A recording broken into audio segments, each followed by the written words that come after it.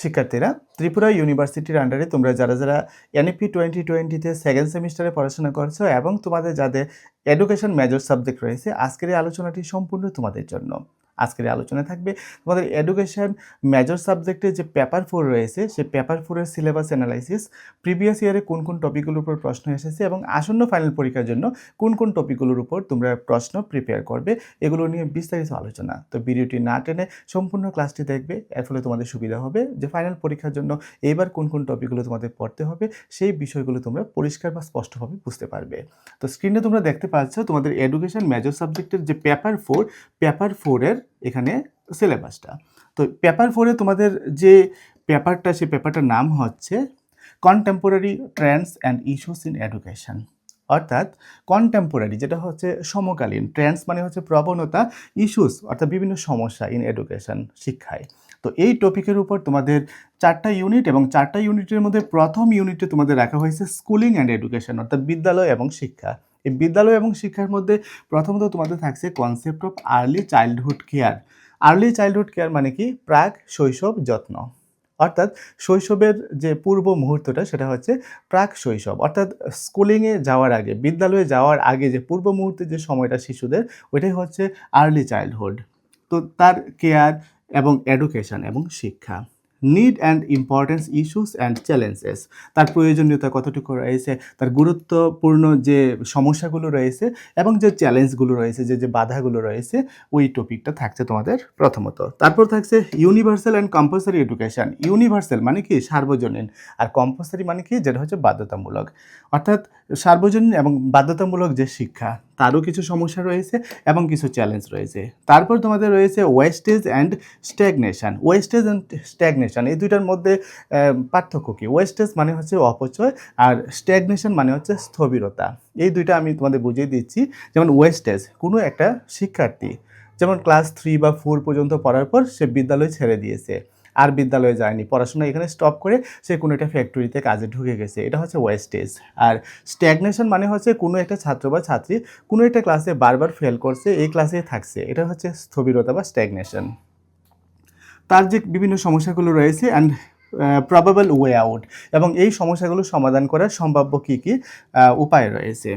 তারপর তোমাদের রয়েছে existing school structure in India, অর্থাৎ ভারতবর্ষে বর্তমানে যে বিদ্যালয় পরিকাঠামো রয়েছে সেই স্ট্রাকচারটা, এবং school education structure by NEP 2020।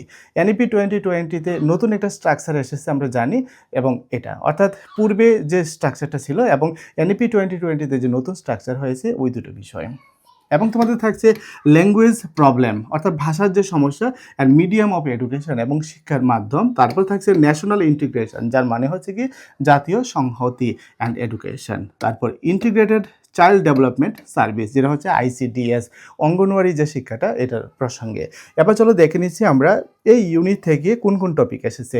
এই ইউনিট থেকে তোমাদের গত বছর যে প্রশ্ন এসেছে, what are the objectives of integrated child development service, অর্থাৎ আমাদের সর্বশেষ যে টপিকটা, এই টপিকটার উপরেই প্রশ্ন এসেছে।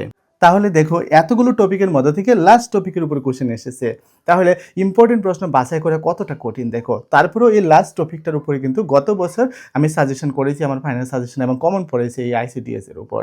তো এটা অনেকটা বিচক্ষণভাবে প্রশ্ন তৈরি করতে হয় বা সাজেশন তৈরি করতে হয়, কারণ কোন টপিকটা পরীক্ষাতে আসবে এটা তোমরা কিন্তু সেরকম বুঝতে পারবে না। যে বিভিন্ন বছর এই কোশ্চেন পেপার অ্যানালাইসিস করার কারণে কিন্তু এই বিষয়টা আমরা বুঝতে পারি যে এই বছর তোমাদের জন্য কোন প্রশ্নটা মোস্ট ইম্পর্ট্যান্ট। তারপর দেখো, what are the needs for early childhood care and education in present education system, অর্থাৎ আর্লি চাইল্ডহুড কেয়ার অ্যান্ড এডুকেশনের ফার্স্ট যে টপিকটা, এটার উপরে কিন্তু আমাদের কোশ্চেন এসেছে। তাহলে এই দুইটা টপিক বাদ দিয়ে এইবার 2026-এর জন্য তোমাদের জন্য সাজেশন তৈরি করতে হবে। এবার চলো আমরা দেখে নিচ্ছি আমাদের যে ইউনিট 2। ইউনিট 2-তে আমাদের কী কী টপিক রয়েছে। ইউনিট 2 হচ্ছে ট্রেন্ডস অ্যান্ড ইস্যুস, অর্থাৎ প্রবণতা এবং সমস্যা ইন হায়ার এডুকেশন, উচ্চশিক্ষার ক্ষেত্রে। যেমন centralised and decentralised educational administration. Centralised মানে কি? যেটা হচ্ছে কেন্দ্রীয়করণ, অর্থাৎ কেন্দ্রীয় সরকারের হাতে থাকবে পরিচালনার দায়িত্ব। আর ডিসেন্ট্রালাইজড মানে কি? যেটা হচ্ছে বিকেন্দ্রীয়করণ, অর্থাৎ কেন্দ্রীয় সরকার তার যে ক্ষমতাটা এটা বন্টন করে দেবে রাজ্য সরকারের হাতে, এবং রাজ্য সরকার পরিচালনা করবে এডুকেশনাল অ্যাডমিনিস্ট্রেশন এবং শিক্ষাগত যে প্রশাসন। তারপরে থাকছে তোমাদের non formal and part time education. Non formal মানে কি অপ্রথাগত, এবং part time education. Part time education কোনটা? যেটা হচ্ছে খণ্ড শিক্ষা, অর্থাৎ একটা দিনের একটা নির্দিষ্ট সময়ে বা কেউ কোনো একটা কাজ করার পাশাপাশি, তার ব্যস্ততার পাশাপাশি যে সময়টা তার হাতে থাকে ওই সময়ে সে একটা শিক্ষা নিতে পারবে, সেটা হচ্ছে পার্ট টাইম এডুকেশন। এবং একাডেমিক ফ্রিডম। একাডেমিক ফ্রিডম মানে কি? একাডেমিক যে স্বাধীনতা, অ্যান্ড ইউনিভার্সিটি অটোনমি, অর্থাৎ বিশ্ববিদ্যালয়ের যে একটা স্বায়ত্তশাসন থাকে, তার যে নিজস্ব একটা পাওয়ার থাকে, ক্ষমতা থাকে। তারপরে এক্সামিনেশন সিস্টেম, পরীক্ষা ব্যবস্থা, তারপর স্ট্যান্ডার্ডস অফ এডুকেশন, শিক্ষার যে মান, তারপরে এক্সপেনশন অফ হায়ার এডুকেশন, উচ্চশিক্ষার ক্ষেত্রে যে বিস্তার, তারপরে থাকছে তোমাদের কোয়ালিটি ইন হায়ার এডুকেশন, উচ্চশিক্ষার যে গুণাবলী, তারপর issues related to students unrest, student unrest অর্থাৎ ছাত্র বিক্ষোভ। স্টুডেন্ট আনরেস্ট মানে কি? ছাত্র বিক্ষোভ। অনেক সময় আমরা দেখি ছাত্র আন্দোলনে নেমে যায়, ওটা হচ্ছে স্টুডেন্ট আনরেস্ট। তো তার যে বিভিন্ন সমস্যাগুলো, তারপর approach towards dual degree. Dual degree মানে দ্বৈত ডিগ্রি, কেউ কেউ দুইটা ডিগ্রি একসাথে অর্জন করে, এটার ক্ষেত্রে যে যে সমস্যাগুলো হয়। তারপরে NEP 2020 and higher education, NEP 2020 এবং উচ্চ শিক্ষা, এগুলো হচ্ছে তোমাদের সেকেন্ড ইউনিটের যে টপিকগুলো রয়েছে।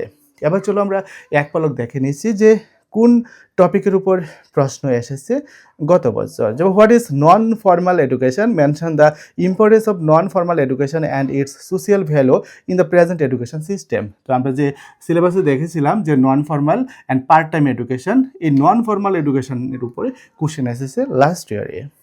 তারপর রয়েছে তোমাদের what are the causes of students unrest in higher education institution.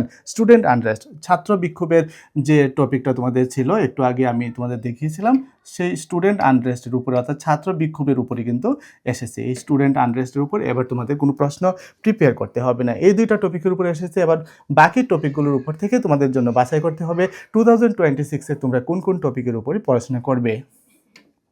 এবার চলো আমরা দেখে নিচ্ছি আমাদের ইউনিট 3। ইউনিট 3-তে তোমাদের টপিকটা হচ্ছে এডুকেশন, জেন্ডার অ্যান্ড সোসাইটি, অর্থাৎ শিক্ষা, লিঙ্গ এবং যে সমাজ।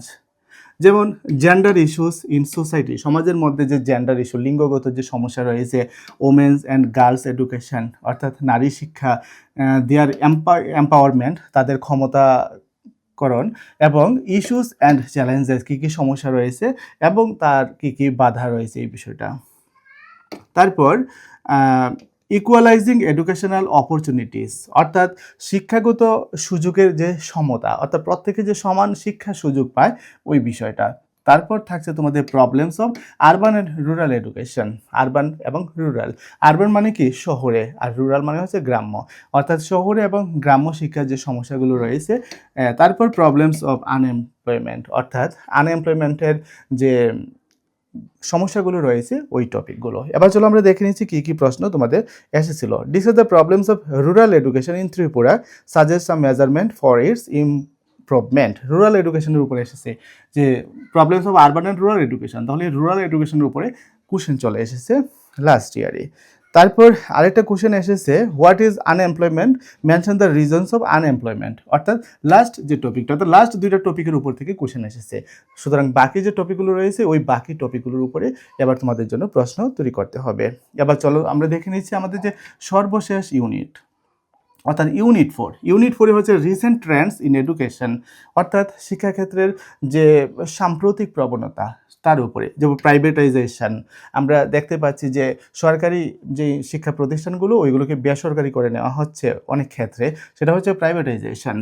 তারপরে গ্লোবালাইজেশন, যেটা হচ্ছে বিশ্বায়ন, অর্থাৎ আমার দেশের, আমার রাজ্যের যে শিক্ষা ব্যবস্থাটা এটাকে রাজ্যে বা বিশ্বের অন্য দেশে সমন্বয় সাধন করা হচ্ছে, তুলে ধরা হচ্ছে, সেটা হচ্ছে গ্লোবালাইজেশন।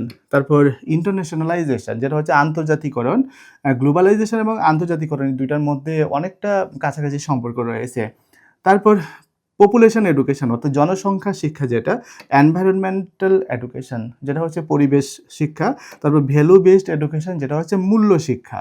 এবং তোমাদের সিলেবাসে থাকছে স্কিল এনহ্যান্সমেন্ট অ্যাক্টিভিটিস, দক্ষতা বিকাশের যে বিভিন্ন কার্যাবলীগুলো, অ্যান্ড ওয়ার্ক এক্সপিরিয়েন্স এবং কর্মদক্ষতা। ভোকেশনালাইজেশন অফ এডুকেশন, অর্থাৎ শিক্ষার বৃত্তিকরণ। তারপর কমিউনিটি এঙ্গেজমেন্ট অর পার্টিসিপেশন, সম্প্রদায়কে এঙ্গেজ করা, পার্টিসিপেট করানো, অংশগ্রহণ করানো। অ্যান্ড কমিউনিটি বেসড এডুকেশন, এবং সম্প্রদায় ভিত্তিক যে শিক্ষা ওই টপিকগুলো, অনেকগুলো টপিক রয়েছে। দেখো এগুলোর মধ্য থেকে তোমাদের প্রশ্ন এসেছে প্রাইভেটাইজেশনের উপরে এসেছে, তারপর প্রশ্ন এসেছে what is mean by population education, এই ২টা টপিকের উপরে এসেছে। তাহলে একটা এসেছে পপুলেশন এডুকেশন এবং আরেকটা এসেছে প্রাইভেটাইজেশন। তো পপুলেশন এডুকেশন এটার উপরে আবার তোমাদের কোনো কোশ্চেন প্রিপেয়ার করতে হবে না, প্রাইভেটাইজেশনের উপরে কোনো কোশ্চেন প্রিপেয়ার করতে হবে না।